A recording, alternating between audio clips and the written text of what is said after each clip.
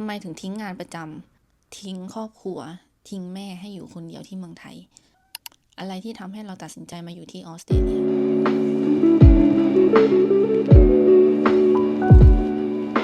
วันนี้เราจะมาเล่าว่าเรามีความคิดยังไงที่ทำไมถึงอยากย้ายมาอยากมาลองสิ่งใหม่ๆตอนนั้นเราอยู่กับแม่แค่2 คนเมื่อก่อนว่าเราเกิดที่เชียงรายโตที่เชียงรายใช่ไหมแล้วสังคมเราจะเป็นแบบสังคมที่แคบมากอยู่โรงเรียนแถวบ้านแล้วอยู่มหาลัยที่เชียงรายพอจบจากมหาลัยเราก็ได้งานแถวบ้านเหมือนกันตอนนั้นมีความคิดว่าจริงๆเด็กที่จบใหม่เขาก็อยากแบบออกไป explore ออกไปหาอะไรทำที่อยากทำลองผิดลองถูกหางานทำอะไรอย่างงี้ใช่ไหมแต่สำหรับเราคือตอนนั้นก่อนที่เราจะเรียนจบเป็นช่วงคาบเกี่ยวพอดีคือพ่อเราเสียแล้วเราก็อยู่ๆก็ชีวิตก็เปลี่ยนมาเป็นหัวหน้าครอบครัวโดยแบบไม่ทันได้ตั้งตัวตอนนั้นก็คือแบบยอมรับเลยว่าคิดมากไม่รู้ว่าจะไปทางไหนแน่ๆที่รู้คือเราต้องหางานที่อยู่ที่แถวบ้านได้ดูแลแม่ได้ดูแลบ้านคือยังไงก็คือต้องอยู่แถวนั้นให้มันสะดวกกับเราอย่างเงี้ยแล้วมันก็เลยเป็นแบบเป็นการตีกรอบให้ตัวเองว่าโอเคเราอยู่ตรงนี้เราเป็นเซฟโซนตรงนี้ให้ที่บ้านเราก็ตัดสินใจทำงานที่เราได้ฝึกงานตรงนั้นก็คือเป็นงานรัฐแถวบ้านแล้วทีนี้เราก็ใช้ชีวิตแบบก็วัยรุ่นปกติก็คือแบบเลิกงานเสร็จออกไปเที่ยวกับเพื่อนอย่างเงี้ยก็จะวนลูปอย่างเงี้ยมา 3-4 ปีแล้ววันหนึ่งเราก็คิดได้ว่าเฮ้ยเราจะใช้ชีวิตแบบเนี้ยไปจนถึงเมื่อไหร่เพราะว่าตอนนั้นตอนที่เราเริ่มคิดเราอายุประมาณ27แล้วก็ทำงานมา 3-4 ปีแล้วคือแบบ1เงินเดือนมันไม่ได้สูงก็ต้องยอมรับว่าเป็นต่างจังหวัด2ก็คือการใช้ชีวิตของเรามันไม่มีการพัฒนาตัวเอง3คือคุณภาพชีวิตของครอบครัวเรามันไม่ได้ดีขึ้นแต่ว่ามันได้แค่ว่าเราอยู่ในเซฟโซนบ้านไม่ต้องเช่า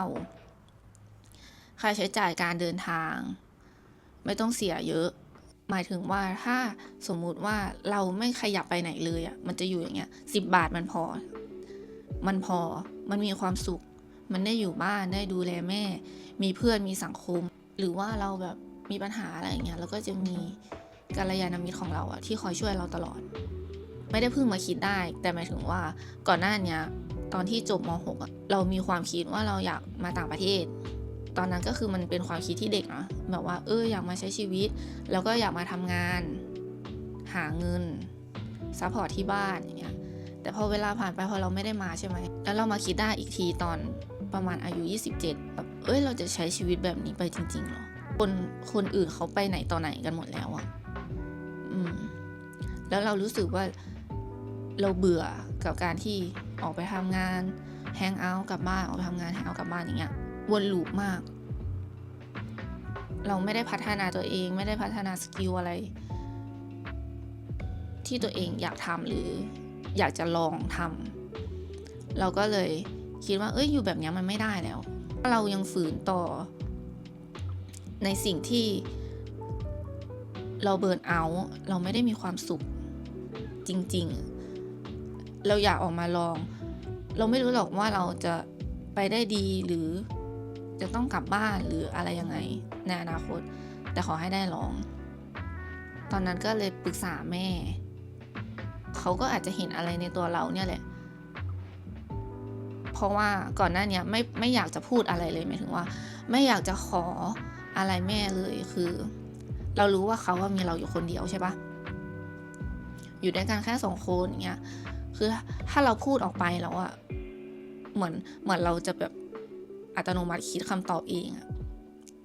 ว่าแบบยังไงก็ไม่ได้นะหรืออะไรอย่างนั้นอย่างนี้อย่างเงี้ยแต่พอถึงจุดนึงวันนั้นก็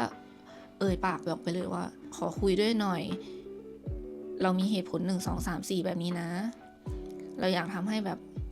คุณภาพชีวิตของครอบครัวเราดีขึ้น อยู่แบบเนี้ยใช่เรามีความสุขเราได้อยู่ด้วยกัน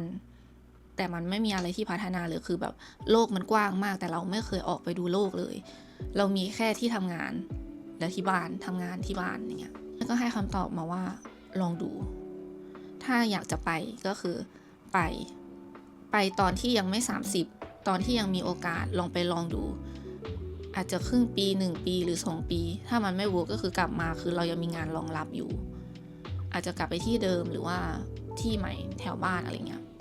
มันก็คือยังไม่อายุยังไม่มากเกินไปที่เราจะ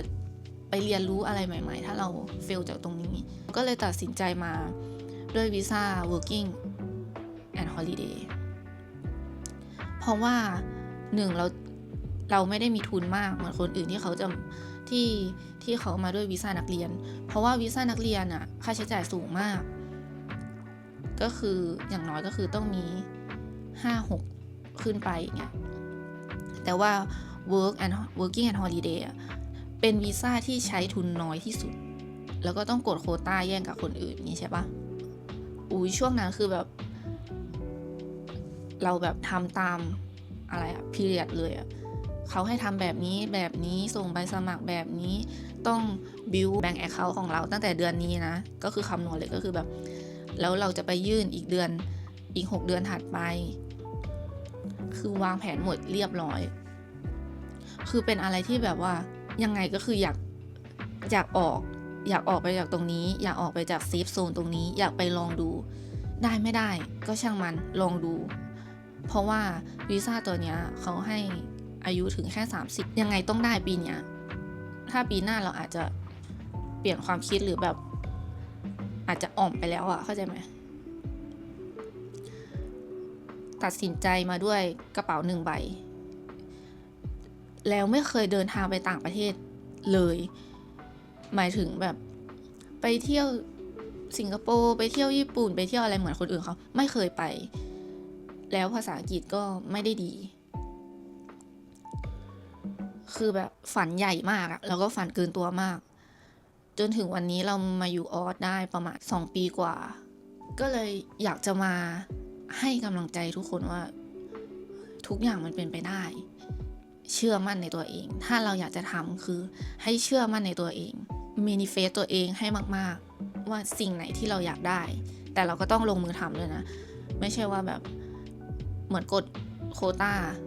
มันไม่ใช่ว่าใครจะกดก็ได้อะคือมันก็คือต้องแบบวางแผนทุกอย่างไม่ใช่ว่าแบบเขาเปิดให้กดเวลานี้เข้าไปกดได้เลยทุกคนอะไรเงี้ยมันไม่ใช่ให้กำลังใจทุกคนที่อยากจะทำอะไรสักอย่างลงมือลองดูอย่ากกลัวถ้าเราอยากได้มันมาเราอย่ากกลัวที่จะเริ่มที่จะลองแล้วก็ยิ่งอายุน้อยๆแบบไม่ถึง30อย่างเงี้ยคือ20กว่าก็คือแบบควรจะลองอะไรที่ตัวเองอยากได้อยากค้าขายลงทุนไม่มีทุนลองไปทำอย่างอื่นลองไปเป็นตัวแทนขายไหมถ้าเราไม่มีทุนหรือว่าถ้าอยากไปทำอะไรที่มันไม่เดือดร้อนคนอื่นและคิดว่ามันจะเป็นผลดีกับเราในอนาคตอะอยากให้ลองเพราะว่าถ้าเรามาเร็วกว่านี้มันอาจจะทุกอย่างมันอาจจะดีขึ้นในวัย30ตอนนี้เรา30แล้วก็คือเราอาจจะโชคดีด้วยอะไรหลายๆอย่างเดี๋ยววันหลังเราจะมาเล่าให้ฟังแต่ว่าก็ยังมีความรู้สึกว่าถ้ามาเร็วกว่านี้คือตอนนี้เราอาจจะมีเงินลงทุนที่มากขึ้นหรือเราอาจจะเจองานที่ใช่หรืออาจจะไม่ต้องดิ้นรนอะไรที่มันแบบมันเหนื่อยหรือมันแบบเกินกำลังกายเราเนี่ยเพราะกำลังกายเราอ่ะมันถอยลงไปทุกวันใช่ปะการมาที่เนี่ยคนส่วนมากก็คือมาใช้แรงงานอะแล้วคิดดูคือถ้ามาตอน30คือมันไม่ไหวแล้วร่างกายอะแต่ถ้าเรามาตอนสักเราอายุ20อย่างเงี้ยเราคิดว่าตอนนี้เราอาจจะเป็นแบบเจ้าของธุรกิจหรืออะไรไปแล้วก็ได้คืออยากให้ทุกคนได้ลองแล้วก็กล้าก้าวผ่านความกลัวลองดูมันไม่มีอะไรเสียหายอะถ้ามันไม่เดือดร้อนคนอื่นแล้วก็ไม่ได้เดือดร้อนตัวเองถ้ามันจะล้มก็ให้รู้สติว่าตอนนี้เราล้มเราเจ็บแต่เราหายได้ แล้วถ้ายิ่งอายุน้อยๆเราหายได้เร็วขึ้นใช่ปะอยากเป็นกำลังใจให้สำหรับคนที่อยากเริ่มอะไรใหม่ๆแต่ยังไม่ได้เริ่มสักทีอยากให้ทุกคน enjoy กับชีวิตเพราะว่าเราเกิดมาชีวิตเดียวเนาะสุดท้ายนี้ก็คืออยากให้ทุกคนได้เดินตามฝันแล้วก็อยากเป็นกำลังใจให้ทุกคนนะแล้วเดี๋ยวเราจะมาแชร์ประสบการณ์ชีวิตเกี่ยวกับการอยู่ออสว่ามันดีแค่ไหนมันคุ้มไหมมันมีอะไรที่แบบ Amazing มากที่นี่มีทั้งด้านดีแล้วก็ด้านไม่ดีทั้งร้องไห้ทั้งมีความสุขแล้วเดี๋ยวเราจะมาแชร์ประสบการณ์ให้ในคลิปหน้านะคะขอให้ทุกคน enjoy life นะคะบ๊ายบาย